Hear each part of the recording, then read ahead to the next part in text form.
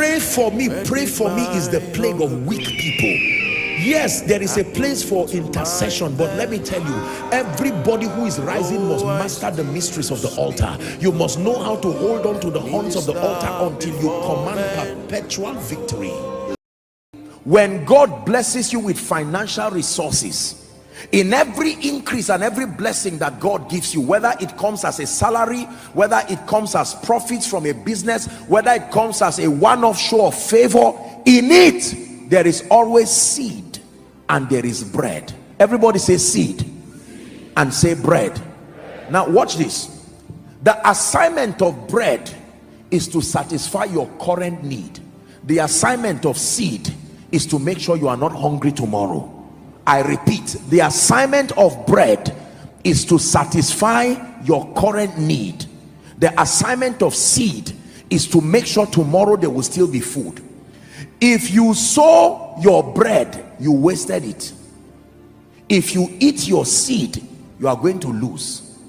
God is that benevolent that out of every money he sends your way, there is bread for today and there is seed for tomorrow. When they cried, the nation of Israel cried for hunger, God did not send seeds. What did he send? Bread, because they needed to eat it immediately. Now here is what most people do, and I want to observe this respectfully speaking. Most of our elderly ones, people within the ages of say 80 down to say maybe 70, 60, that generation focused so much on seed and they forgot bread. That means they were so futuristic about securing the destiny of children and children's children that they forgot today. There are many people, is until they die you see how much they are worth. Now the children discover that this man who died had properties that he bought around, but while he was alive there were times in that house they did not have food to eat. He did not know that out of all the monies that God brings, there is bread and there is seed. He carried both bread and seed and sowed it into the future. And now people were hungry and he himself did not benefit from the blessing of the Lord upon his life. And then you value 1 or 2 plots of land or 1 or 2 hectares of land, and you find out that he left a total of 100 million. And yet that same house, children could not go to good schools. That same house, nobody had the opportunity to advance. That was a mistake. Now our generation of young people, our mistake is that we do not understand seed. What we understand is bread. Are you getting it now? So let tomorrow go places. We eat both bread and seed today, and then you find out someone who is supposed to be blessed today becomes a pauper and a beggar tomorrow overnight, because they were bread conscious and not seed conscious. Are you learning something tonight? That there was a generation that focused on seed and ignored bread. You would find people who never built a house by themselves, yet they had their assets and everything was in millions. Nobody benefited from their money, not the kingdom, not them, not their children, until they died. And then you have people who come to claim the inheritance who have no basis coming to that family because they were focused on the future. It is only when you are alive that you can get to the future. God is that benevolent to bring bread for today and seed for tomorrow. But when you have a generation that also, as a revenge mission, I won't suffer. My father, he has done his own, he has gone. Me, I will enjoy my life now. Let me tell you this. Remember, this is a deliverance service. Let me tell you this. If you think like that, you will be naked tomorrow. It is painful to taste of the wealth and the prosperity of this kingdom, and then tomorrow you go back and have a worse tomorrow than your yesterday. The path of the just should always be as a shining light. Are we together?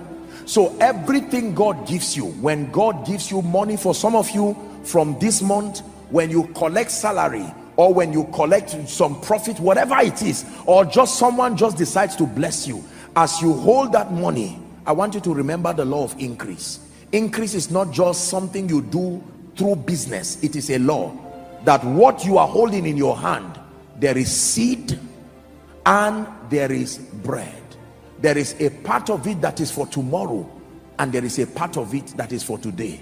You must be honest enough to be fair on yourself with the bread that is for today, but you must also be disciplined enough to allow the one that should get into tomorrow to get tomorrow. Let me tell you this: if you were to meet your accountant and ask him, please, I need a total of every money that has entered my bank account from when I opened it, you will repent for 1 year for the kind of wastage. You will sit down and say, I can't imagine that 100 million has passed through this account, 1 billion has passed through this account, but no house, no car, no education. Where did it go to? I will tell you, you ate both seed and bread. Is God speaking to us? Don't say, Apostle, all that I earn is just 50,000. What will it do? Every seed is small. There is no seed that is a tree. There is no seed that is as big as my hand.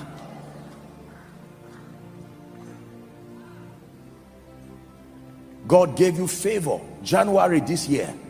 An uncle just blessed you and gave you 1 million. What did you do?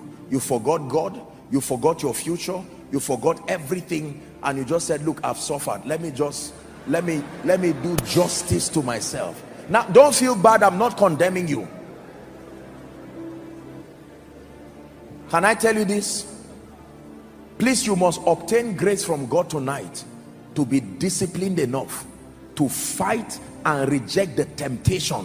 Anybody who advises you, whether as friends and an association, oh, it's my birthday, I have to spend it the way. Who said that? Why don't you take the time now and let your seed prepare a befitting birthday for you? Are we together?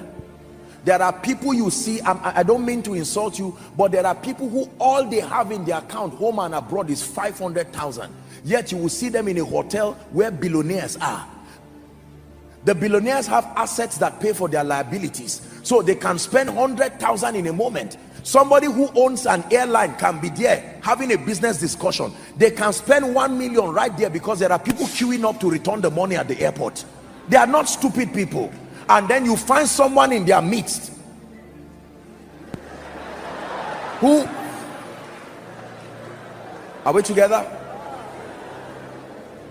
God is speaking to us. The house of God is a place of wisdom.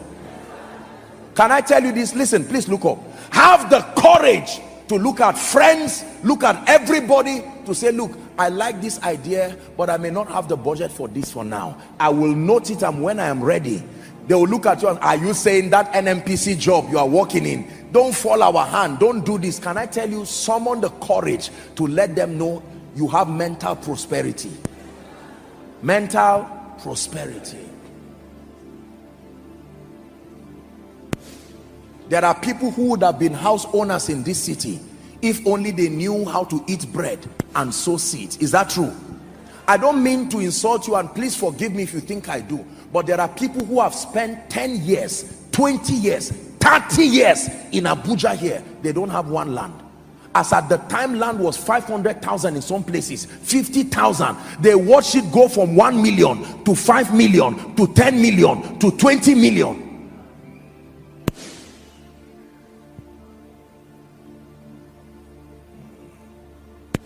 There are people today, as at the time they got their houses, the surrounding lands were less than maybe 1 million. They watch people come, and today the only thing they have is a little, maybe half plot, and they had the money. How about people who can borrow 10 million or 20 million or 40 million to buy a Jeep and be paying it with salary, and then somebody now comes to hit that Jeep and they tell you the shock absorber alone will buy you keke napep?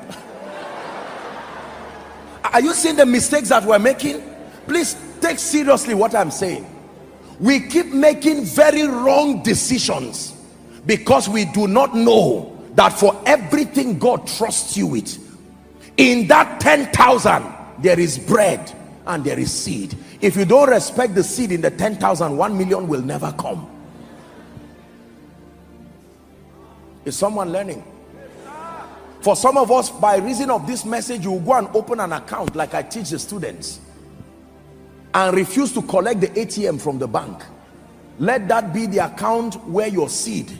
Apostle, what do I do with it? Just make sure it is there first. Don't worry about what to do with it.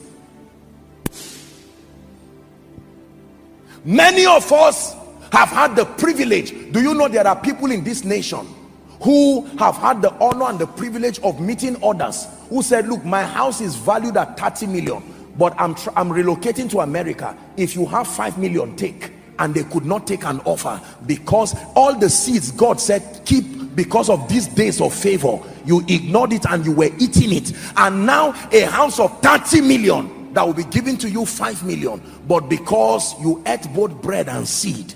Can I tell you this? Don't regret the mistakes you made yesterday. Start now.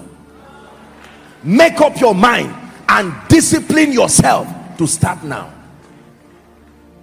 For everything God gives you, every financial resource God gives you, there is bread and there is seed. Are we together?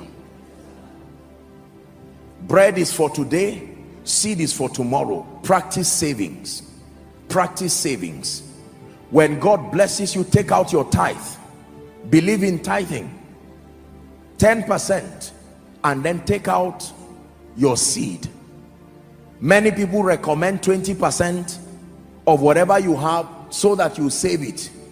I told the School of Ministry students, you can save 20% of your income if you have time. What is pursuing you is what determines how you run. Is that true? If a chicken is pursuing you, you can run carelessly, but if a lion is pursuing you, you will run with the energy of an athlete. So if you know you have made mistakes and now at age 40 you are saving 20% of your income, you will not go far. When you are talking to a child of 13, 14 years, you can tell him to start saving 10, 20%. But I'm telling you, if you really want to make progress financially, you must practice the law of increase and then learn to save. Save. There are two basic reasons why we save. Number one, for emergencies. Number two, for investment. Write it down. In another series, we'll take our time to deal with it. There are only two reasons why we save money. Number one, for emergencies. Number two, for investments. By the way, you may want to write this down. The only way money multiplies is through investments. There is no other way. The only way money multiplies is through investments. What is investment? Acquisition of assets. That is for another series. Wealthy people never take on any liability and expenditure until they can show the assets that will pay for it. They spend their lives acquiring the assets that pay for their liabilities. So when you meet a wealthy man and you say, Daddy, I want to celebrate birthday, he will not just carry 1 million and give you. He will check from all his investments which one will pay for that liability. If there is no investment that pays for it, he will be patient. That is the economy of the wealthy.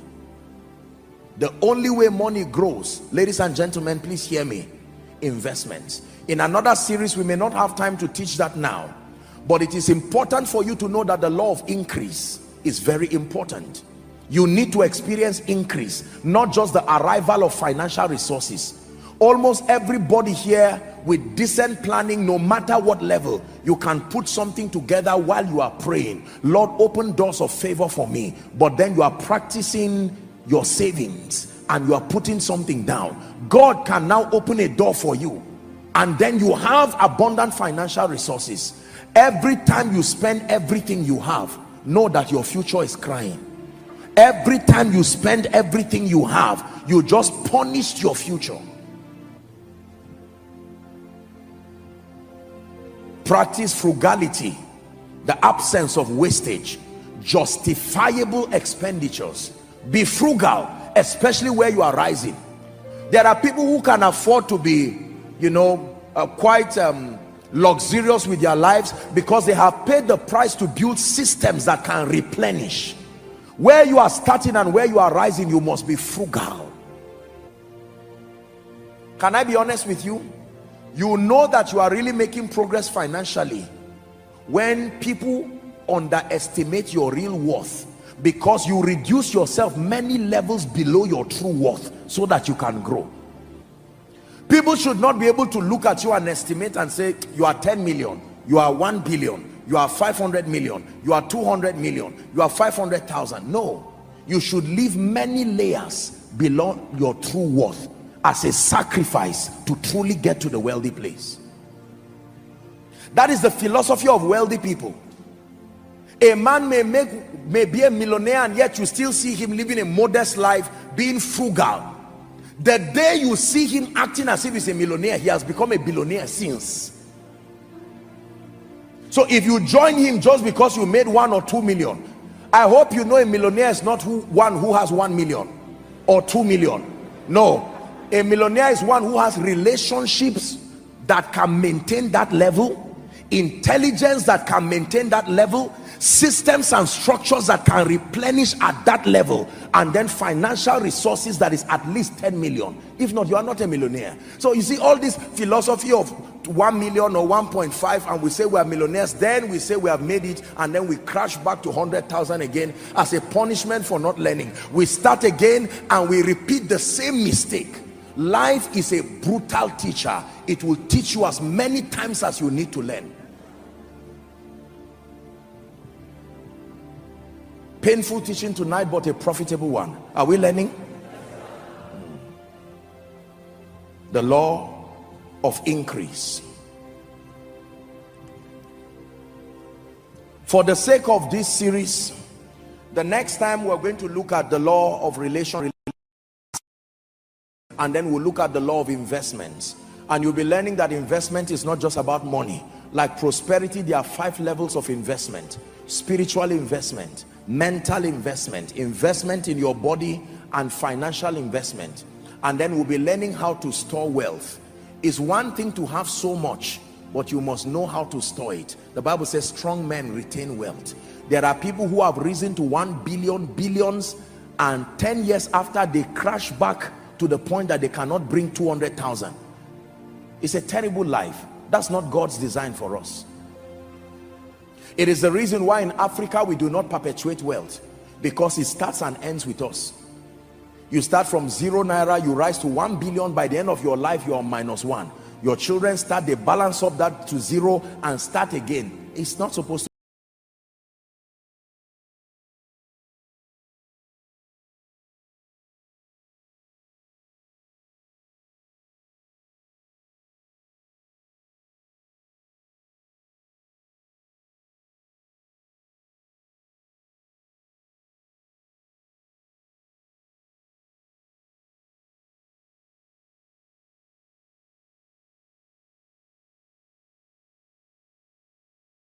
Pray for me is the plague of weak people. Yes, there is a place for intercession, but let me tell you, everybody who is rising must master the mysteries of the altar. You must know how to hold on to the horns of the altar until you command perpetual victory.